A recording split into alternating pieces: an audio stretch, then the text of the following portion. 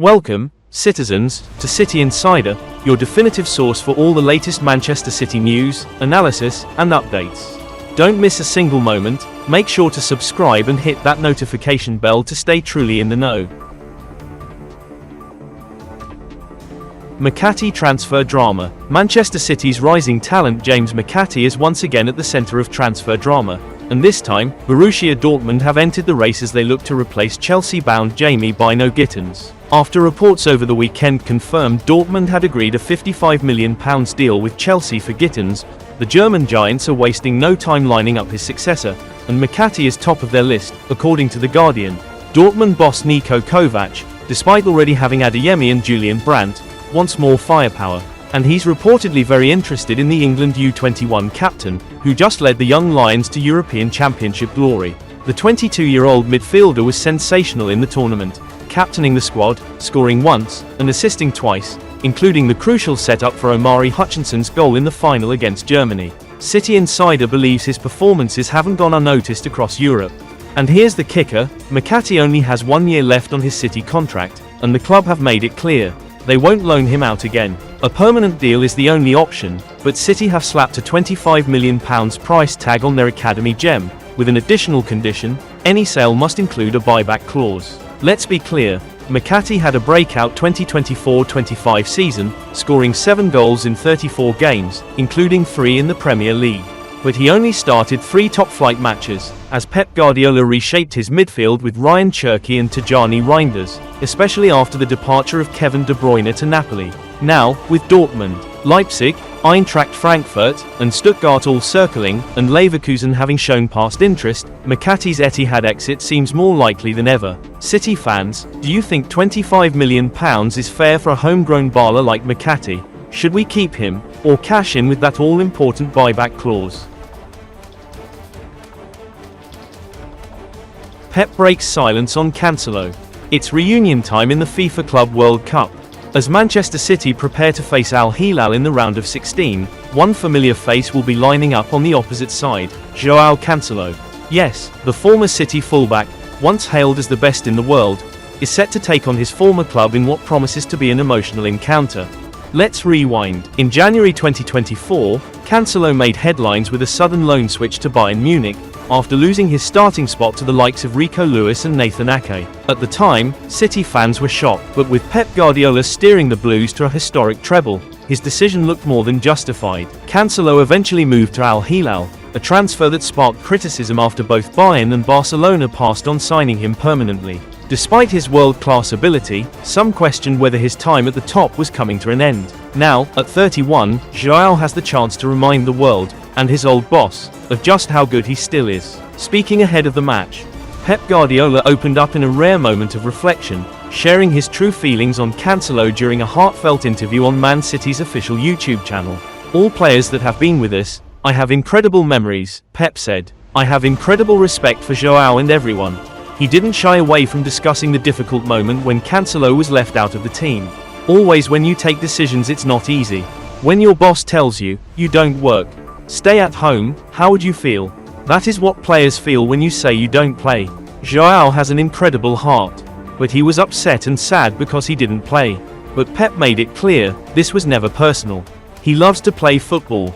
"When I said, training is over, he said, no, one more. He's passionate. I'm happy he had the experience in Barcelona and now at Al Hilal. And I'm happy he's back from injury." Guardiola finished with high praise for his former star.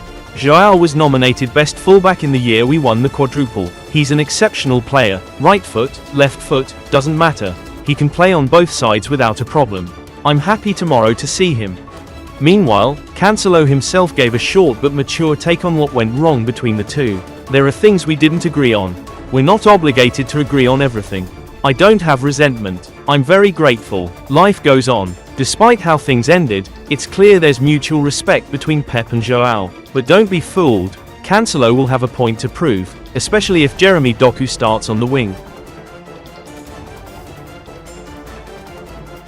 Man City set to sign Newcastle wonderkid. Manchester City are at it again, securing the brightest young talents in England, and this time, they've got their eyes on a real gem. According to Fabrizio Romano, City are set to sign Newcastle United's highly rated U15 starlet Ethan Fullen. The final details are currently being sorted, but Fullen is now set to join the Etihad ranks, with Romano describing him as a huge talent. That's not something we take lightly, especially with City's incredible track record of developing future stars. This move follows the recent signings of Callum Moss from Liverpool and Divine Mikasa from West Ham, who boldly compared himself to none other than Kevin De Bruyne in terms of playing style.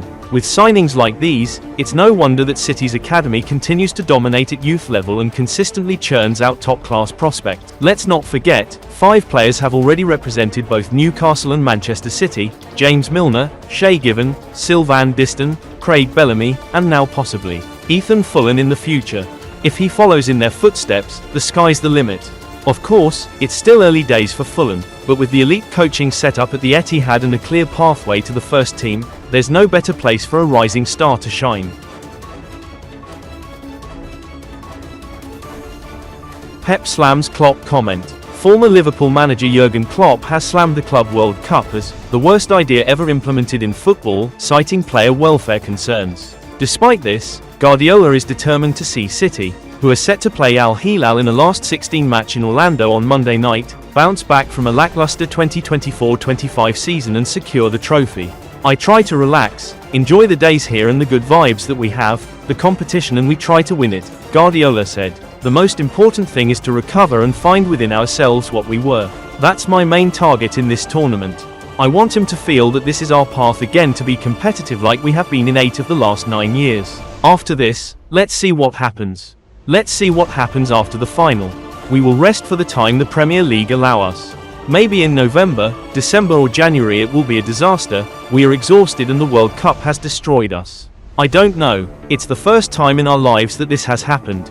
We will see when we come back. Guardiola has expressed his understanding of Klopp's perspective, now that the latter is Red Bull's head of global soccer and had a team in the tournament with Salzburg. However, he hinted that those voicing complaints might be doing so out of envy. I fought a lot with Jurgen many times. I know where his idea comes from, Guardiola added. I respect him, I would defend his argument as well. At the same time, as managers, we are in a job. We don't organize the competitions. Once we are here, we are proud. Many teams complain about these competitions because they're not here, otherwise they might love being here. That wraps up another episode of City Insider. We hope you enjoyed diving deep into the latest Manchester City news with us.